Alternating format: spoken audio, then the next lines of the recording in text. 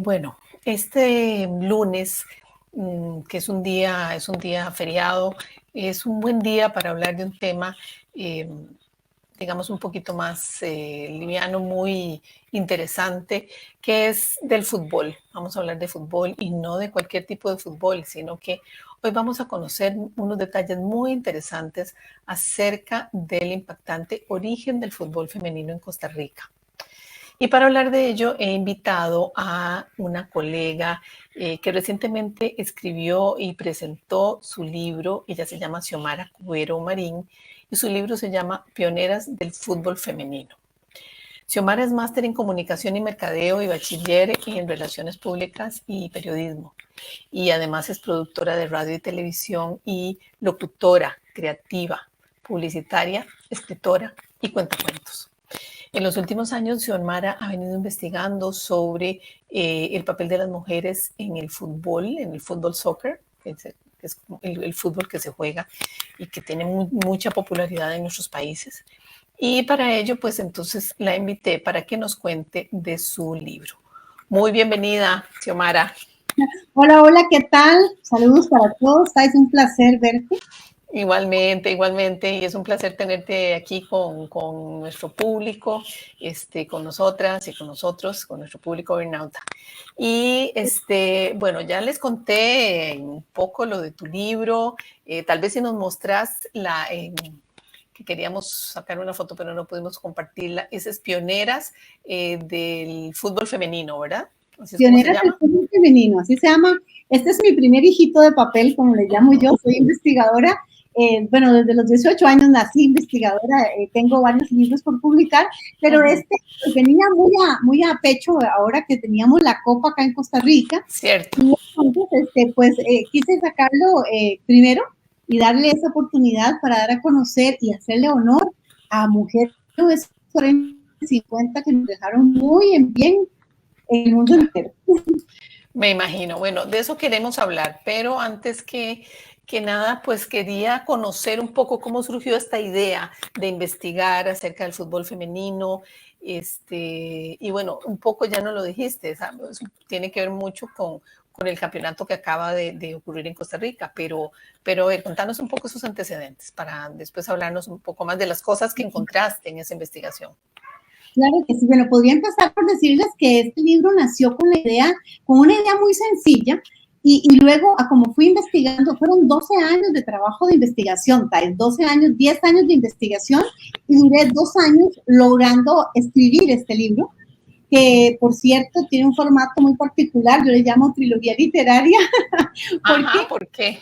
Este libro tiene primero una foto, o sea, tiene una novela donde yo narro todas las hazañas y todos los logros obtenidos dentro de la investigación, que la investigación es la tercera parte del libro, que es una entrevista documentada con las crónicas de toda América Latina.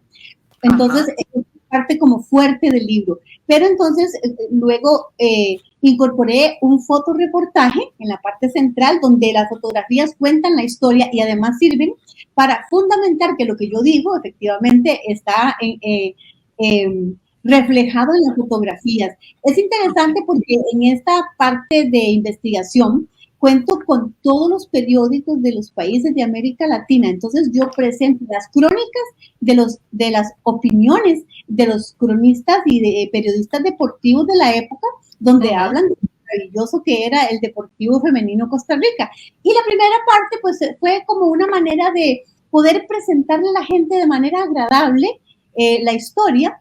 Y entonces escribí una historia novelada de 175 páginas más o menos, y con inserciones, con reproducción de escenarios, ¿verdad? Se meten diálogos entre los personajes y todo. Entonces resulta muy, muy agradable. Entonces la gente primero pues lee la novela y y se da una idea general de todo lo alcanzado. Y posteriormente, pues ya si está interesado en los detalles técnicos, digamos, ahí están las crónicas de en qué lugares jugaron, cuántos goles metieron, cómo se metió el gol.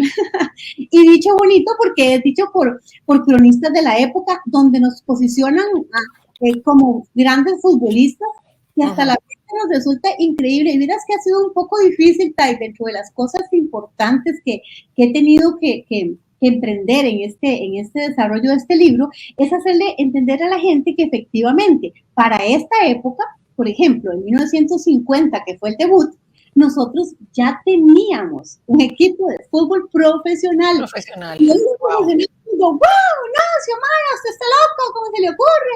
¿Verdad? Entonces, sí. Ahí pues vamos a ir contando la historia. Básicamente, el objetivo del libro empezó nomás porque yo visité, porque María Morales estaba haciendo una tesis sobre cómo cubría el periódico Ovación, la prensa, cómo cubrían deporte femenino. Y entonces me encuentro con Fernando Bonilla y él me dice, es que yo presenté 2 veces, la hija me dijo, presentamos a papá para que lo pusieran en la Galería del Deporte por todo lo que logró, no solo fundando el primer equipo de fútbol femenino, sino también porque fue tricampeón con el Alajuelense, fue entrenador del Herediano, o sea, él fue director técnico y en eso luchó, por ejemplo, por el salario de los directores técnicos que ganaban menos que los extranjeros, los nacionales ganaban menos, entonces él también hizo una lucha con respecto a eso, o sea, el aporte de don Fernando es maravilloso y era desconocido y continúa siendo desconocido. No está en la Galería del Deporte. No está en la Galería del Deporte, entonces yo dije, vamos a ver, dije yo, usted sabe, okay. Un investigador uno se dice, vamos a ver si este viejito está bateando o dice la verdad. Y mira, fue impresionante porque no solo descubrí lo que él hizo, sino descubrí lo que hicieron 104 mujeres que se inscribieron en la primera escuela de fútbol femenino profesional, ¿verdad? Y entonces descubrí un montón de historias y encontraba una historia y me encontraba con otra y entonces, por eso, algo que yo creí que iba a durar un año, si acaso, investigando, pues duré 2 años. Sí, claro, pero entonces volvamos al principio. ¿Cómo surge este grupo de mujeres? ¿Por qué? ¿De dónde salen 104 mujeres? En los años 50 Costa Rica no tenía, yo no sé, era una población muy, muy pequeña. Sí, yo creo que no llegábamos al millón de habitantes. No llegábamos al millón de habitantes, o sea, quiere decir que era el 10% de la población. Creo que era el año 56 cuando llegamos al millón de habitantes, no estoy muy segura, pero más hasta el año 56. Estamos hablando que en 1949, cuando la mujer costarricense aún no había emitido el sufragio, ya don Pepe había establecido el decreto, pero aún no había habido una oportunidad, y iba a ocurrir hasta 3 años después, que eran las elecciones presidenciales con don Pepe Figueres, por cierto, donde interesante, el 50% de las votantes eran mujeres, ¿verdad? Entonces, por supuesto que don Pepe, estratega político, apoyó el fútbol y dentro de sus administraciones luego él fomentó el desarrollo del fútbol, ¿verdad?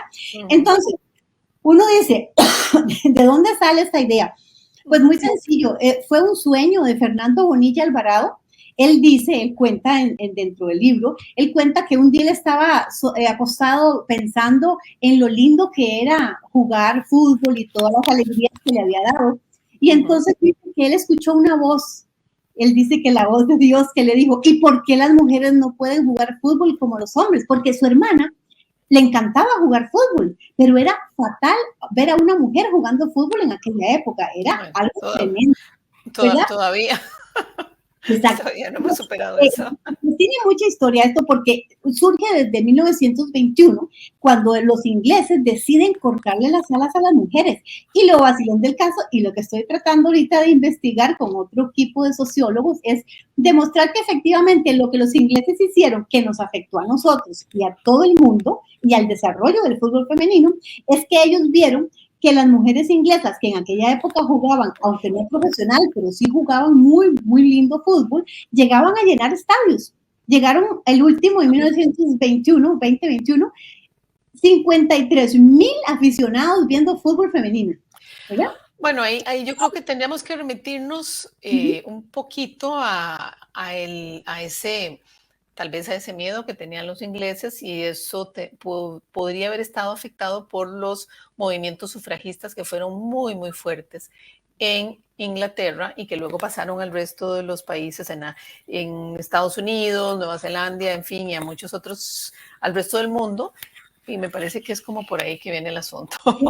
O sea, eso es una idea mía que me acaba de surgir. No, tienes toda la razón. Y si hablamos, pues necesitamos como 4 horas para hablar. Pero sí, efectivamente tenemos a las fundadoras de los equipos de fútbol en Inglaterra y en Escocia, ¿verdad? Que fueron las promotoras, primero en Escocia, luego en Inglaterra, aunque Inglaterra es como la cuna del fútbol. Pero tenemos a Lady Dixie, que era una gran sufragista. Y ella fue la que financió el desarrollo del fútbol. Entonces vemos que desde entonces se da una lucha de géneros increíble, que para los ingleses fue muy fácil decir, no, mejor les cortamos las alas a estas, porque mira, fue así, un partido de fútbol masculino tuvo 11,000 espectadores, como decirte, el fin de semana siguiente, 53,000 personas en un estadio viendo el otro. Y quedaron 14,000 personas fuera del estadio porque no cabían en el estadio. O sea que el fútbol femenino desde un principio fue una maravilla. ¿Y por qué? Tiene explicación, me la decía don Fernando. La mujer tiene capacidad para hacer 5 cosas a la vez. Entonces, la mujer a la hora de jugar fútbol tiene una manera estratégica diferente de jugarlo. Tiene una forma, dice que como más elegante. De hecho, él decía, el fútbol requiere de destrezas, capacidades y virtudes que son propias de la mujer. En ese momento, como nos estábamos robando el show es que se cobraba. El protagonismo. El protagonismo. Entonces, la Asociación Inglesa dice, a partir de este momento, prohibido prestarle las canchas a las mujeres, a partir de este momento. Imagínate, uno dice, wow, qué barbaridad, ¿cómo lo permitieron? Ellas lucharon. No creo que haya sido o que se quedaran muy quietecitas, sobre todo después de lo que habían pasado, ¿no? Pero tremendo, porque eso es lo interesante, esto dura 50 años, Thais. Por 50 años, desde 1921 hasta 1971, era prohibido prestarle las canchas a las mujeres. ¿Qué es lo maravilloso de nuestras mujeres? Es que eso es lo que yo quisiera como gritarle al mundo. En 1950, o sea, 20 y resto de años antes de que se liberara el fútbol en el mundo entero, el fútbol femenino en el mundo entero, las costarricenses en el 49 reciben un año de capacitación para profesionalizarse. Y el 26 de marzo de 1950, ellas realizan el debut del fútbol femenino profesional. O sea, no nos importa lo que diga Inglaterra, nosotros vamos a jugar fútbol. Y eso fue lo que se logró.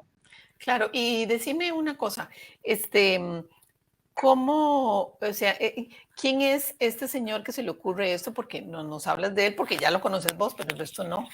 Entonces, contanos quién es y cómo, o sea, de dónde vino también esa idea y cómo la fue desarrollando. Eso me parece muy interesante. Don Fernando Bonilla fue un guardameta costarricense. Era portero, además fue director técnico, subió a muchísimos equipos de última división a primera, logró posicionar a muchos equipos, fue un gran visionario de parte del fútbol, estratega, es maravilloso. Bueno, brincaba, ¿verdad? Miren aquí, por ejemplo, esta fotografía. Jugaba con gimnástica. Wow. Muy bien. Entonces, él era el portero de gimnástica. La única vez que en gimnástica tuvo un campeonato es cuando él es portero, o sea, él realmente es un gran referente y aquí hay un capítulo dedicado a su biografía, ¿verdad? Donde él era, ves aquí, por ejemplo, aquí está él como apoyando a los directores técnicos y diciendo que por qué los directores técnicos extranjeros ganaban el triple y 4 veces más que nosotros, que los costarricenses. Entonces, bueno, como guardameta espectacular, ¿verdad? Tenía... Sí. Era un hombre muy adelantado para su época, me parece. Un hombre súper visionario, un hombre súper adelantado. Él tenía técnicas de capacitación, un hombre con una psicología impresionante y de hecho era común que dijera, mira, tal equipo está hasta abajo. No hay manera. Él los tomaba y ¡bum! Los subía. Era porque él tenía como una pasión por el fútbol impresionante. Y entonces... y conocimiento y desarrollaba estrategias, o sea, hacía una evolución como tiene que ser. Imagínate que el currículum de don Fernando, que se presentó a la Galería del Deporte, es como un directorio telefónico. Tiene 75 certificados de la FIFA, de congresos, de especialidades. Él sabía de medicina, sabía de psicología del deporte, sabía de técnicas y tácticas, sabía porque inclusive en la malla curricular que él incorpora en la primera escuela de fútbol, imagínate que ni ahora existe una escuela como la que hay allá. Bueno, tal vez en España probablemente que ya están muy avanzados, pero les daba anatomía, les daba física, porque él decía, a ver, este es un triángulo y la hipotenusa y aquí y allá, o sea, ellas tenían que pensar cómo meter el gol de manera estratégica desde toda perspectiva. Entonces, la malla curricular incluía psicología, anatomía, técnica, táctica, conocimientos de la legislación. Me cuenta que él les decía, Aide Porras, artículo 5º, y artículo 5º tenía que dictárselo así a Aide Porras, claro. ¿Verdad? ¿No? Era, la ponían a repetirlo 10 veces el artículo 5º hasta que él estuviera seguro de que conocían cuál era la legislación, ¿verdad? Entonces, es un hombre visionario, un hombre maravilloso, que más que en la Galería del Deporte, bueno, gracias a Dios, ¿verdad? Logramos, bueno, una diputada presentó un recurso, de un proyecto, y a ellas y a don Fernando son declarados beneméritos de la patria. El Deportivo de Costa Rica es benemérito de la patria. ¿Y cuándo fue declarado benemérito? Vieras que eso es parte de la historia interesante. Ellos fueron declarados beneméritos de la patria en diciembre de este año pasado, recién pasado. Ok, sí, cuando hicieron varios, ok, estoy viendo, sí, como que se pusieron al día. Perdón, vieras que don Rafael Otón Solís, el artista, me está escribiendo en el chat de la plataforma que su tía Alice Quiroz, que es jugadora fue jugadora del Costa Rica FC, la esposa de don Fernando. Ajá, que era la esposa de don Fernando, exactamente. Fue la mujer que metió el primer gol en la historia del fútbol profesional. Por aquí, en este fotoreportaje, está la fotografía de ella. Ven, aquí está doña Alice, aquí está la tía para que la mire. Sí, es que íbamos a enseñar algunas de estas fotografías, pero la presentación era muy pesada y la plataforma no pudimos emitirla, lamentablemente. Por esta Xiomara, que es la hermana de don Fernando, que fue la que metió el último gol. Y aquí está Cavita, que Cavita es la que metió los otros 2 goles. El partido quedó así, 3 goles contra 1 del equipo, el América y el Costa Rica, que eran los 2 equipos. Y sí, doña Alice es fenomenal. Doña Alice, gracias a Dios, la tenemos con nosotros y es maravillosa, es una mujer preciosísima. Yo la amo porque ella cuenta que su mamá, por ejemplo, una vez la andaba persiguiendo y ella tuvo que esconderse de la mamá porque la iba a meter al reformatorio. Tenemos en consideración de que Alice en ese momento era una mujer preparada, era nada menos y nada más que la secretaria de la Gerencia General del ICE en 1950. O sea, era una mujer preparada, pero ella quería jugar fútbol. Y entonces tenía las canchas al frente. Usted está loca, entonces dice que se tuvo que esconder para que la mamá no la metiera al reformatorio. Igual cuentan todas las mujeres que tuvieron que luchar contra sus familias porque les decían que iban a quedar estériles, que se les iba a voltear la matriz, que no iban a poder, bueno, obviamente tener hijos y que además el gran problema es que ningún hombre las iba a volver a ver y en aquel tiempo poder casarse con un hombre era lo máximo, ¿verdad? Sí, era la condición de ciudadano, de lo que te daba la ciudadanía prácticamente. Casi que sí, ¿verdad? Y entonces las mujeres que tuvieron que luchar contra esto fue muy duro porque era luchar contra sus familias, contra los principios, decir, bueno, a mí no me importa. Bueno, eso todavía pasa, lamentablemente todavía pasa. O sea, recuerdo en algún momento que le hicimos un reportaje a algunas jugadoras de fútbol y de un equipo creo que de rugby, de la Universidad de Costa Rica, que también, y eso hace unos 10 años, una cosa así, que salió en la revista Perfil, en fin. Que yo creo que es importante conocer eso para que tengamos claro que no es la primera vez. ¿Quién es ella? Ella es Nelly Cotto, imagínate qué bonito, lástima que no pudimos durante la Copa darla a conocer al mundo. Ella es la futbolista más longeva del mundo. Ella tiene actualmente 102 años y vive en Guadalupe. Cuando yo le llevé el libro, cogió el libro y se puso a leerlo. Es impresionante, unas mujeres maravillosas. Le digo, ¿cómo hace usted para estar tan bien? Le digo, son 102 años. Entonces me dice, jugué fútbol. Me dice, ese es el secreto, el deporte es vida. Y cogió el libro y dice, ay, Xiomara, pero usted cómo supo todo esto. Me decía, qué linda. Ay, qué linda. Xiomara, por cierto, ¿dónde se puede comprar tu libro? Bueno, el libro todavía no está en Amazon, estoy tratando de que esté en Amazon para que la gente lo pueda adquirir, porque sí tengo mucha gente en el exterior que sí reconoce mucho este tipo de investigación, pero todavía no, en eso estamos. Yo esperaría que en los próximos meses ya esté en Amazon. O sea, habría que comprártelo a vos directamente. Directamente, Okay. porque ese es un proyecto, pero tiene una editorial. Voy a estar en la Feria del Libro ahora en la Universidad de Costa Rica.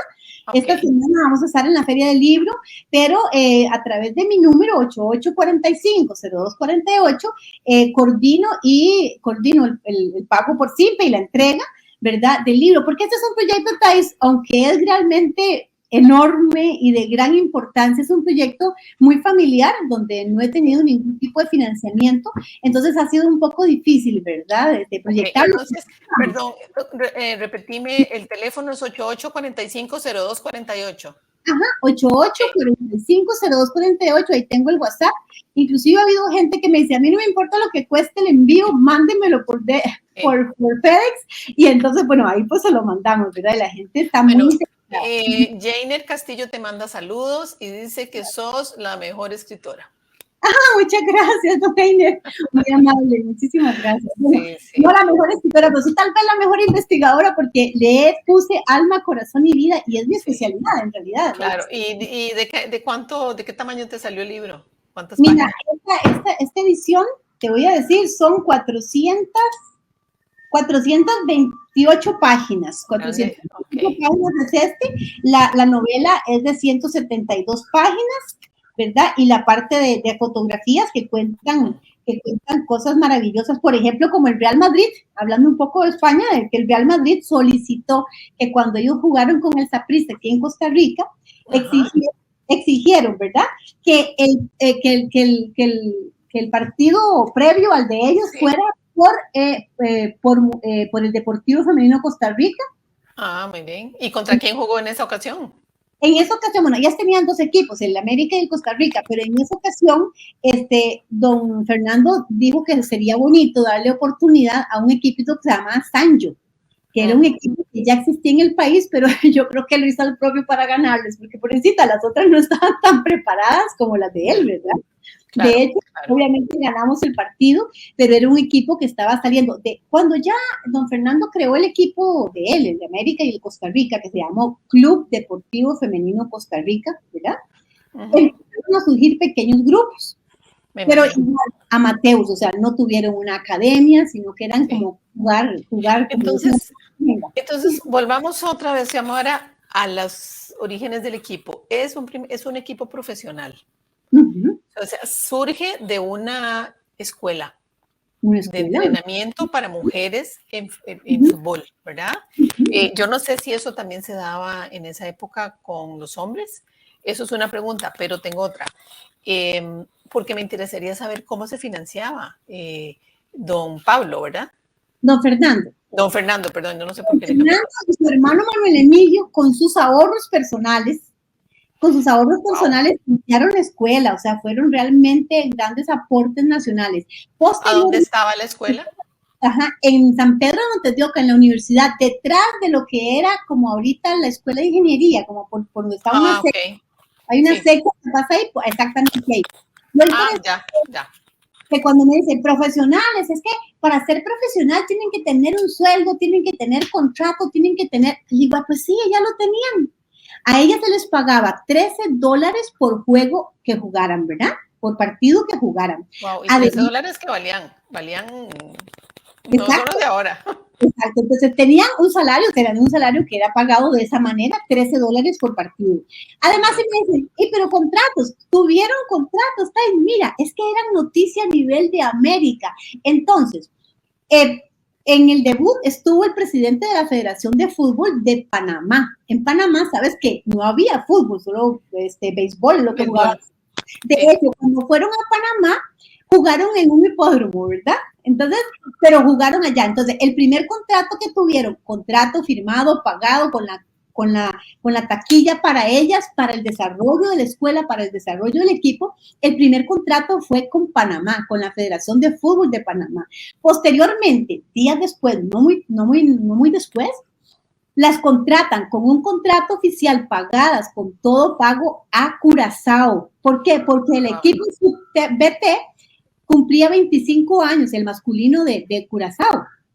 Y entonces el equipo las contrata para que vayan a jugar a Curazao y están allá también un par de días jugando y demostrando y motivando.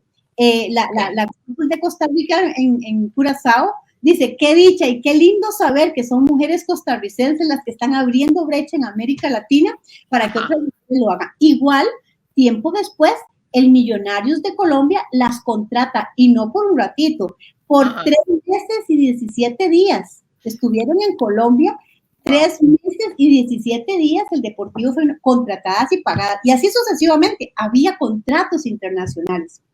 O sea, es que por lo que nos contás, poniéndonos en perspectiva de cómo era esa época, que era mucho más difícil viajar, que era mucho más mal visto que las mujeres se fueran 3 meses en ese tipo de cosas. Yo no sé si algunas estaban casadas y eran solteras o cómo era esa conformación, ¿verdad?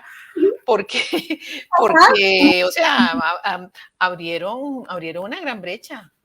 Mira, es interesante el caso de Cuba. El caso de Cuba, que es tan hermético y cerrado. A las cubanas les dijimos, vean, digo yo les dijimos porque me siento tica, ¿verdad? Sí. El Deportivo Federal de Costa Rica les dijo, vean, ustedes tienen 2 equipitos ahí de fútbol, junten las mejores y establezcan la primera selección. Y efectivamente, esa iniciativa generó que en Cuba se hiciera la primera selección de fútbol femenino de ese país. Y no solo fuimos a Cuba, sino ¿en qué año? Como en el año 1954. Okay. No solo fuimos a Cuba y las motivamos a que desarrollaran el fútbol, sino que las hicimos venir a Costa Rica. ¿Cómo les ganamos? Les dijimos, vean, hagamos una cosa. La revancha, de hecho sí se llama el capítulo La Revancha. Entonces las cubanas dicen, no, nosotros no nos vamos a quedar así, vamos a ir a Costa Rica. Les pusimos en Cuba, por ejemplo, hay una jugadora costarricense que fue refuerzo. Como ellas no sabían realmente manejar el sistema de juego, entonces pusimos a una costarricense que se llamó... ¿Para qué? Para que ella fuera como la capitana y las orientara, ¿verdad? Porque ellas sí jugaban profesionalmente. Además, ellas no querían que las golpearan así, porque en aquella época era todas contra la bola, ¿verdad? No había un sistema de juego establecido. Sí. Y ellas sí jugaban así. Bueno, el asunto es que vienen a Costa Rica, les ponemos también refuerzos y vuelven a perder. Pero lo valioso es que ese figura entonces como el primer equipo. ¿Ves? Aquí en el libro están, por ejemplo, las crónicas, ¿ves? Ahí están. Okay. O sea, todo está debidamente documentado. Y lo bonito es que entonces las cubanas figuran entonces como a nivel de la historia del fútbol femenino, como el primer equipo internacional que viene a jugar a Costa Rica. Pero esa no fue la primera serie internacional. Nosotros fuimos muy arriesgadas. En el año 51, déjame ver, creo que sí, en el año 51 viajamos a Guatemala. En Guatemala hay un equipo que se llamaba Cibeles. Y ahí fue donde se dio la primera serie internacional de fútbol en América Latina, ¿verdad? En Centroamérica. Bueno, en América Latina, entonces. En América Latina, realmente. Lo interesante de eso que estáis, bueno, pues sencillamente el impacto de los estadios llenos. O sea, los estadios continuaban llenos. Y eso claro, es que era un fenómeno. Me imagino que era visto un poco como un fenómeno, ¿no? 2 detalles importantes ahí en esa fotografía. Estadio lleno. Aquí vemos totalmente el estadio lleno. Y el civismo de las costarricenses. Ellas siempre entraban de manera olímpica y con el pabellón nacional. Ah, qué bonito. Por eso se les llamó las embajadoras del deporte en todos los países de América Latina donde iban. Como ves, así contándotelo muy rápidamente. Muy esquemáticamente, sí. Ellas fueron pioneras, fueron a nivel de Latinoamérica ejemplo de libertad, de liberación de la mujer. De hecho, yo tenía acá un pensamiento de un gran periodista y cronista costarricense que escribió Luis Cartín, el famoso Luis. Luego del debut, él siempre creyó en ellas, porque en ese momento había un tal chutador que decía, las mujeres no deben jugar fútbol, y empezó la campaña, ¿verdad? Ay, qué pereza. Bueno. Porque era horrible, ¿verdad? ¿Y por qué? Porque tenía como asesor a un francés, y el francés traía la idea de Europa. Entonces aquí en Costa Rica le dijimos, salado, porque aquí las cosas no son así, nosotros vamos a jugar. Pues lo que dice Luis Cartín en 1950 luego del debut. Dice, estas futbolistas han dado una sonora clarinada que casi podríamos calificar como el llamado a la libertad de la mujer costarricense. Ellas han escrito una página brillante para la historia. ¿Quién sabe si con el transcurso del tiempo para ellas existirá un capítulo brillante en la historia de nuestras mujeres, reconociendo en ellas a las precursoras de su libertad definitiva? Esa frase me hizo a mí decir, yo tengo que demostrar cada cosa de estas, porque realmente decir que la mujer costarricense fue líder de sus libertades en América Latina es algo que no se ha dicho en América Latina. Totalmente de acuerdo con vos. Les hemos buscado en muchas otras áreas, pero no en esta. Así que te felicito por eso. Sí, y es que este libro habla así de fútbol, de la historia, de cómo ellas establecen los equipos, de cómo juegan en los diferentes países, de cómo interactúan con las mujeres de cada país para decirles, sí se puede, tenemos que hacerlo, porque su sueño era hacer un mundial aquí en Costa Rica, ¿verdad? Y entonces, bueno, por eso hasta me dolió que no las invitaran a la Copa, porque... ¡Qué horror! Claro, o sea, la primera vez fue en el 2014, en el año que estaba saliendo doña Laura Chinchilla.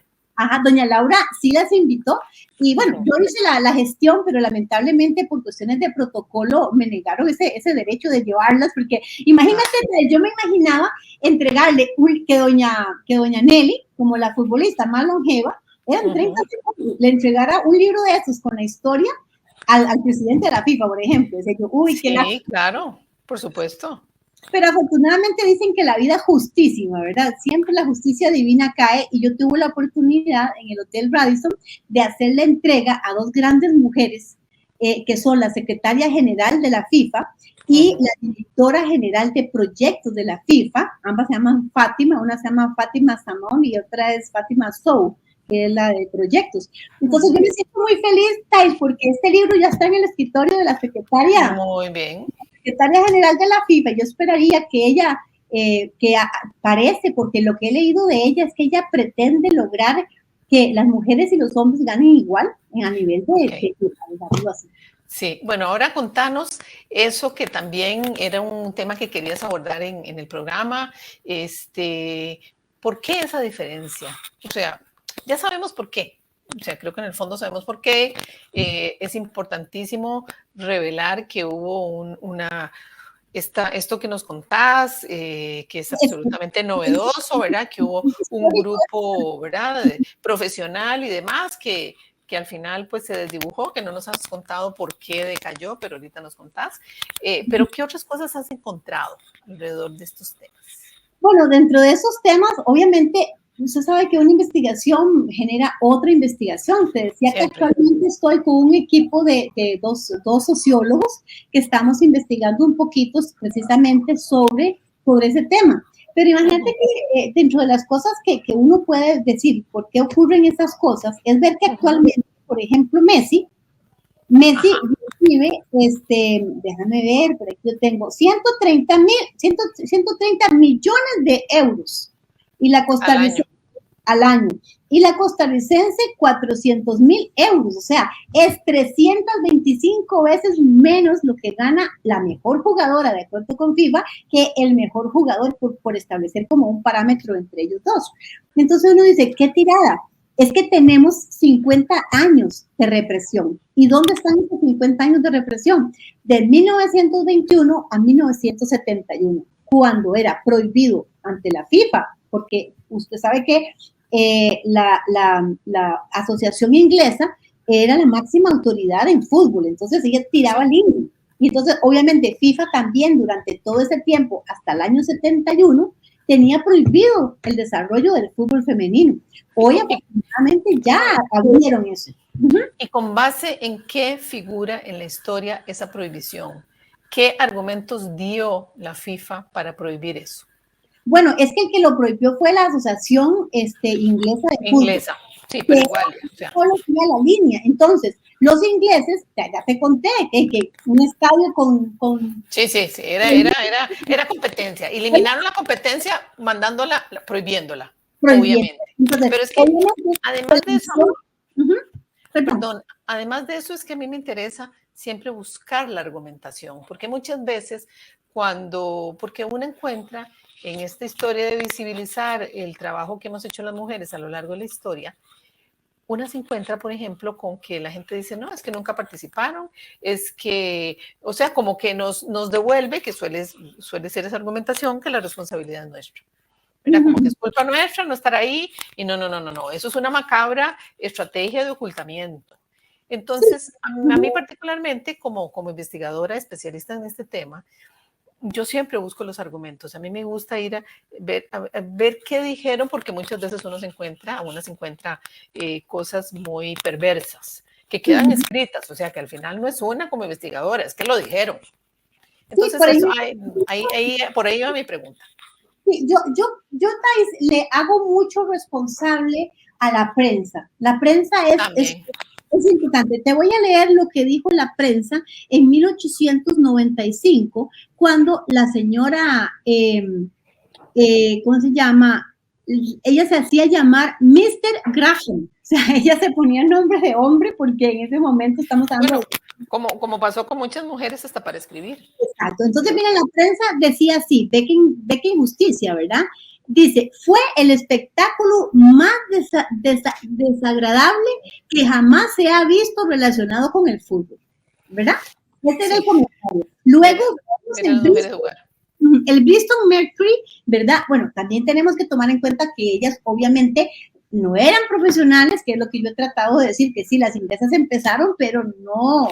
Además, hay que ponerlo también en el contexto de la época victoriana. Venían saliendo de una época de mucha represión, de muchos modismos e imposiciones sobre la conducta. En mujeres y en hombres también, ¿verdad? Entonces era como social. Exacto, la época victoriana con un moralismo insoportable, ¿verdad? Sí, exactamente. Te voy a decir que cuando yo me remonto a ver cuál es la historia, de dónde surge los antecedentes del fútbol femenino, fíjate que estamos hablando de que de 1629 en la parroquia de Casterns, en Escocia, ya había fútbol. Pero ve, en 1970 y en 1790, ve qué interesante, el fútbol femenino estrechamente ligado a las costumbres matrimoniales. Solteras jugaban contra las casadas ante la atenta mirada de los solteros. Los varones seleccionaban a sus futuras novias basándose en sus habilidades futbolísticas. Imagínate, ¿no? O sea, a uno se le forma conseguir marido o esposa. Bueno, claro. Ve, por ejemplo, la prensa. La prensa de déjame ver, aquí está la prensa inglesa, que era la escocesa, esta es la inglesa. Sí.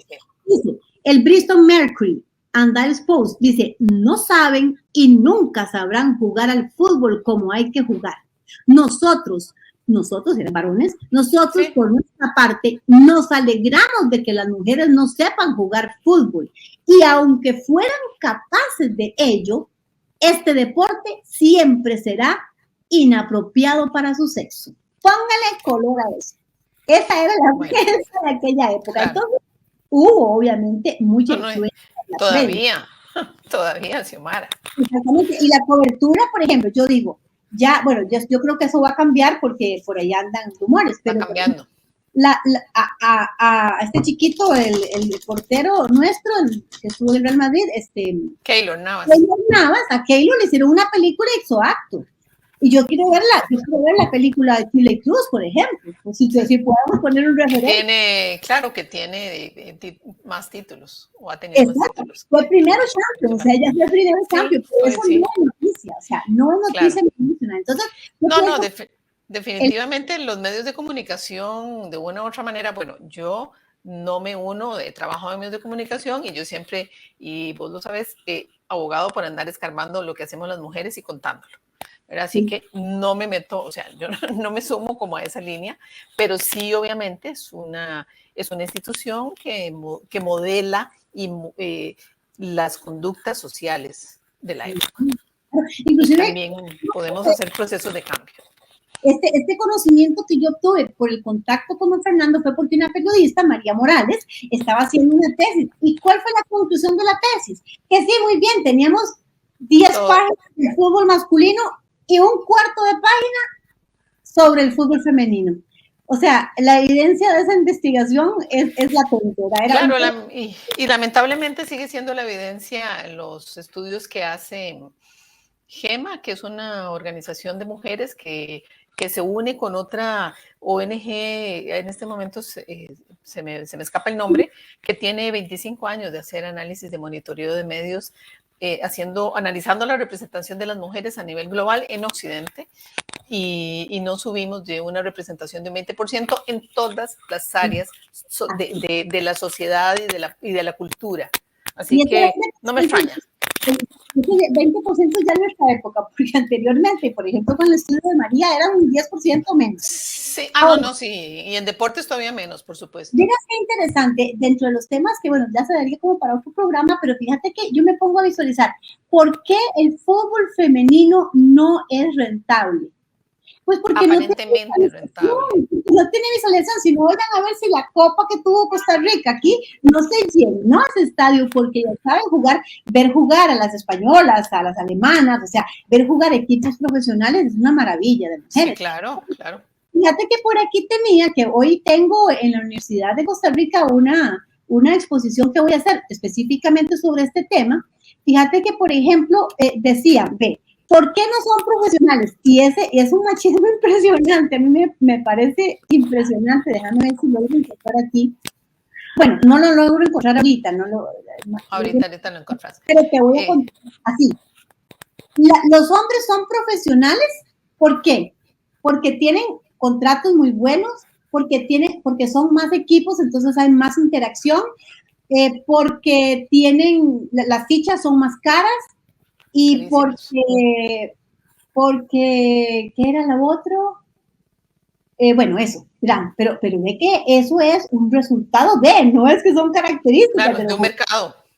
Y la mujer, ¿por qué la mujer es amateur y no es profesional? Porque la mujer no tiene contratos, porque la mujer no tiene un buen salario, porque la mujer no tiene un buen fichaje y porque la mujer tiene muy pocos equipos, entonces la interacción económicamente no es tan rentable. Claro. Pero dígame usted, Thais, ¿son características de las jugadoras o del mercado? El mercado. Entonces, es del mercado, claro.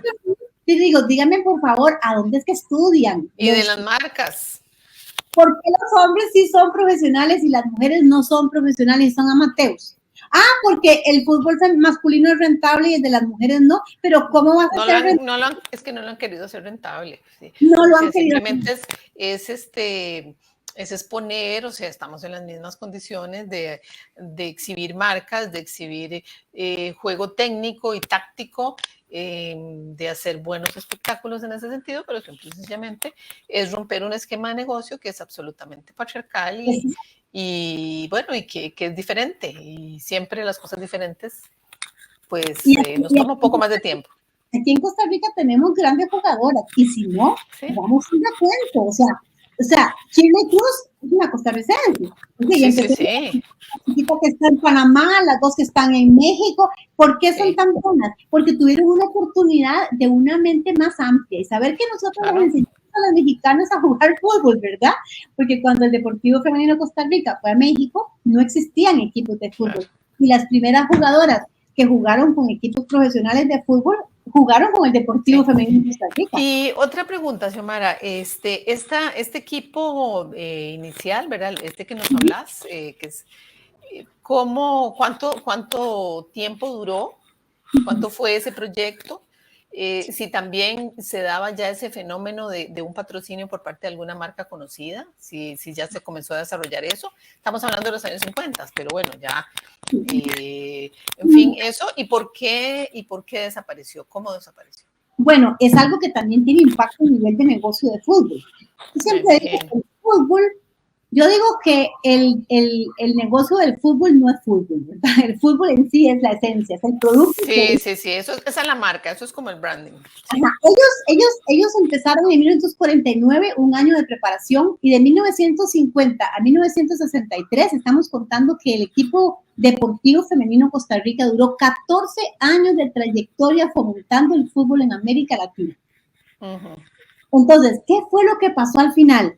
Y tiene que ver mucho con lo que ocurre actualmente también con respecto a dineros detrás del fútbol.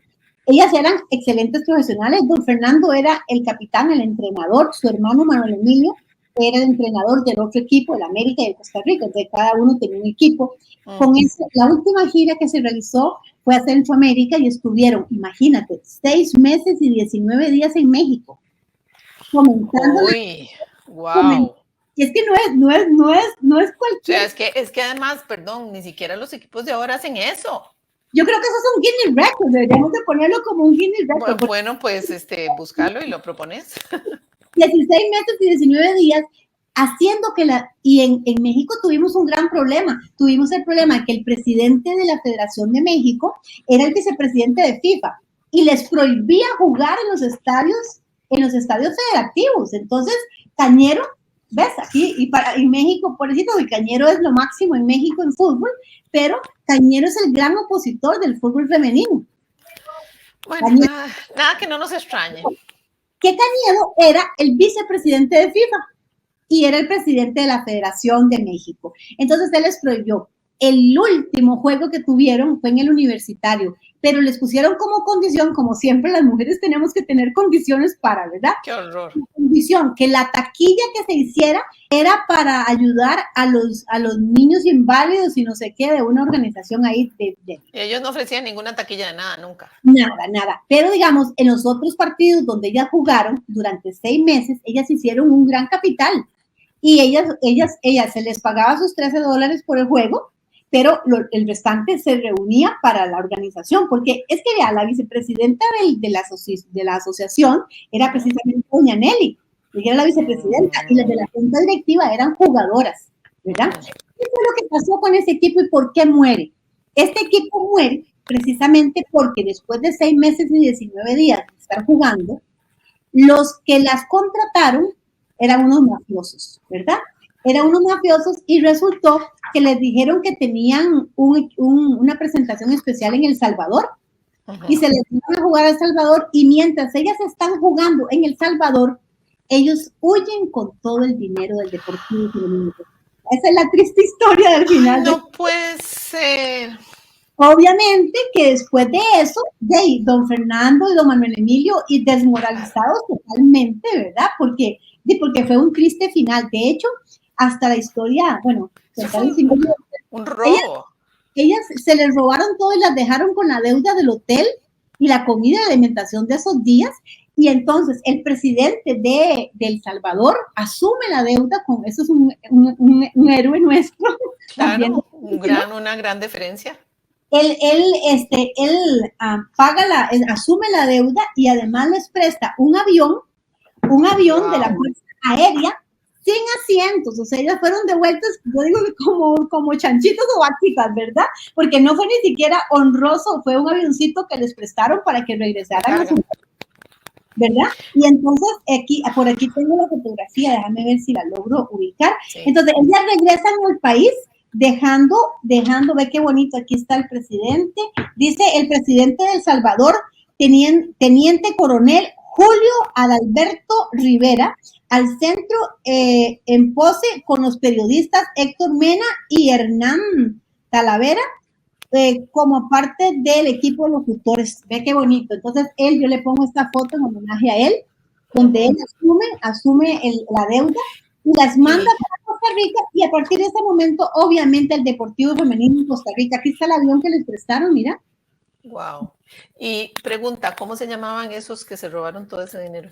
Mira, estoy buscándolo porque siempre es tanto. Esos nombres, yo insisto en que quedan. Esos nombres, yo digo que yo los puse así bien grandes, aquí sí. Bien grandes, y dije, bueno, aquí está, déjame ver, Norberto. Pero que eran empresarios mexicanos, gente relacionada con la FIFA. era un argentino, déjame porque sí es importante esos nombres, yo lo digo que son nombres que históricamente deben de ser conocidos porque fueron los que dieron al traste, porque si ellas hubieran venido con ese dinero a Costa Rica, ellas hubieran desarrollado el fútbol de una manera sorprendente y hubiéramos sido tremendamente reconocidas y hubiéramos, hoy sería el fútbol profesional en Costa Rica, que obviamente sé que es amateur por las condiciones. Ves, mira, aquí tengo Yolanda Rodríguez, Lili Bertrán y Candelaria Pegros. Yo creo que ni en México conocen esta historia. Estas fueron las primeras futbolistas profesionales que jugaron en México. Okay. Ya casi les llego. Entonces, los aniquiladores del deporte, los aniquiladores del Deportivo Femenino Costa Rica, el argentino Lorenzo Suárez Gómez y el mexicano Daniel Bautista Lucio. Esos son los detractores. Y pero, ¿cómo fue eso específicamente? Ellos resguardaban el dinero de todo lo que se había recopilado, estaban en México, ¿para dónde huyeron? ¿Cómo fue el asunto? Sí sabían que de México no podían huir con una valija llena de dinero. Entonces, en el último momento, le dicen a don Fernando y a don Manuel Emilio, ¿verdad? Le dicen, vea, es que tenemos una gran opción de ir a jugar. Ellos planearon un viaje a El Salvador. Y en ese viaje sacan todo el dinero, lo echan en valijas y se van para El Salvador. Mientras ellas están jugando el partido en El Salvador, ellos ¿hacia dónde? No lo sé, pero ellos salieron del Salvador, porque de México no hubieran podido salir, pero en El Salvador... Claro, y es que estamos hablando de otros tiempos, o sea, las transferencias bancarias, los depósitos y demás no eran como es ahora, ¿verdad? Yo creo que es importante siempre recordar esas dinámicas, ¿verdad? Que eran totalmente diferentes. Un dato curioso que siempre digo, porque me toca mucho, un dato interesante es con respecto a mí. Fíjate que precisamente el día en que muere, que yo digo que ese es el día en que muere el Deportivo Femenino Costa Rica, es el 13 de agosto de 1963. Y ellas regresan al país en ese avión el Día de la Madre. El 15 de agosto regresan ellas a sus hogares. Sí. Pero lo curioso de esto, Thais, y lo lindo, sentimental para mí, es que yo nací el 13 de agosto de 1963.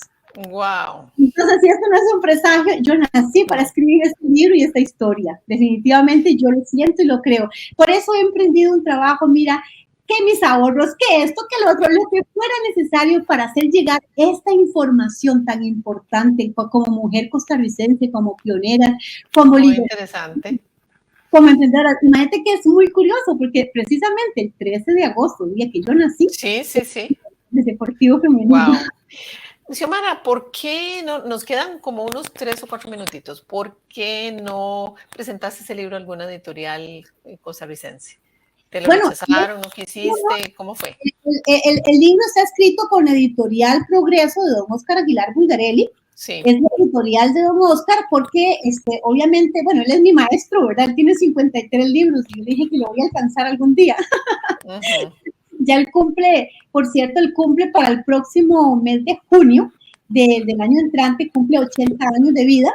Y te cuento que estoy escribiendo la biografía de los aportes del doctor Óscar Aguilar Bulgarelli, a quien aprecio mucho. Nació con el sello de la editorial de don Óscar. Okay. Obviamente la parte comercial la estoy manejando yo porque no puedo delegar, digamos, en la editorial de don Óscar este trabajo de distribución. Pero sí, digamos que tiene un sello editorial, ¿verdad? Y un respaldo del mismo don Óscar, que es quien avala el documento y dice que viniendo de un historiador como el que diga que está muy bueno, pues yo les garantizo que lo hice con mucho ahínco, con mucho amor, que todos los datos, cada palabra que está escrita aquí es verdad. Y cuando yo digo Costa Rica es la cuna del fútbol femenino profesional, es porque tengo argumentos. Claro, con base en mi investigación, el libro. No, me parece extraordinario. La verdad es que estoy muy gratamente impresionada. Te felicito por esa investigación, por ese empeño, por esa manera en que nos quitaste el velo, ese velo que no nos dejaba ver esa historia, que me parece fundamental. Muchísimas gracias. Yo estoy muy feliz de poder compartir y cada vez que que un colega me invita para poder hablar sobre esto. Yo me siento sumamente feliz, sobre todo porque para mí este libro, además de ser un homenaje a don Fernando Bonilla como pionero del fútbol femenino profesional, es un homenaje para cada una de las pioneras. De las señoras, claro, claro. ¿Sabes lo lindo que es sentarse con una mujer de esas a ver un partido de fútbol?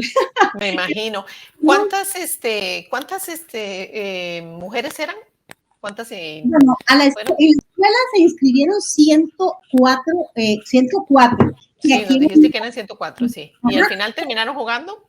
Pero digamos que en esta historia tenemos que decir así, ellas fueron 104 las que se inscribieron en la escuela, pero de esas, don Fernando preparó y capacitó las primeras 33, que fueron las que fueron a las 33 que fueron al debut, que jugaron durante una temporada, luego unas se casaron y fueron incorporándose más, y luego cuando van a México, solo quedan como 5 de las veteranas, pero ya se habían capacitado y preparado claro. Que claro, se iban haciendo generaciones.